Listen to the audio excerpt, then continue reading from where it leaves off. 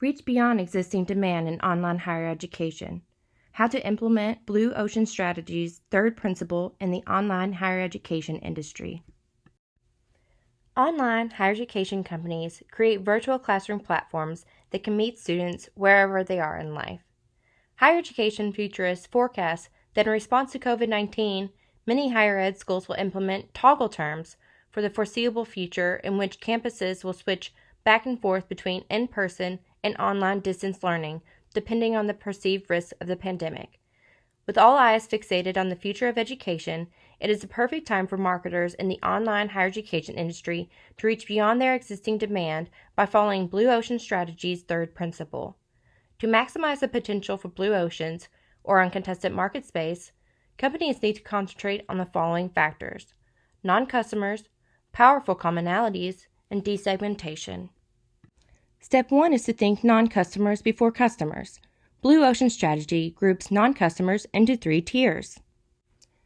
The first tier represents soon-to-be non-customers who use their current market offerings to meet their basic needs but aren't truly invested and are more likely to try alternatives if given the opportunity. For online higher education, first-tier non-customers are the traditional students who normally take classes in person but recently moved to fully online remote learning because of the COVID-19 pandemic.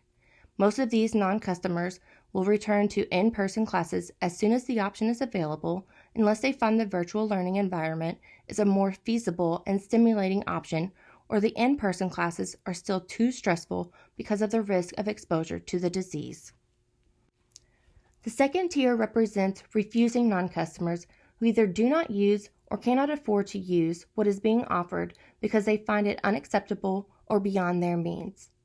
In online higher education, this non-customer looks like the working adult who has no plans to pursue further education, but whose company recently moved all employees to 100% remote work in response to the pandemic. These employees are receiving training on best practices for working online, which include learning key skills needed to navigate the virtual learning environment. These newly developed skills, in combination with employers' increase in work-from-home support, make this tier of non-customers worth pursuing. The third tier represents unexplored non-customers who are furthest from an industry's existing customers. For the online higher education industry, these are the chronically disengaged towards learning non-customers who aren't savvy online users and have no intentions of going back to school. Reframing what online higher education means and looks like will be imperative to gain these non-customers. Step 2 is to think about the customer's commonalities before their differences. Education is extremely important, and companies in the higher education industry are seeing the need to merge, possibly forever, with the online education industry to keep pace with customers' changing priorities. Students of the future are people who juggle their studies with work or caregiving responsibilities, who commute, who received an uneven high school education, who are among the first in their family to attend college, and who, in growing numbers, speak English as a second language.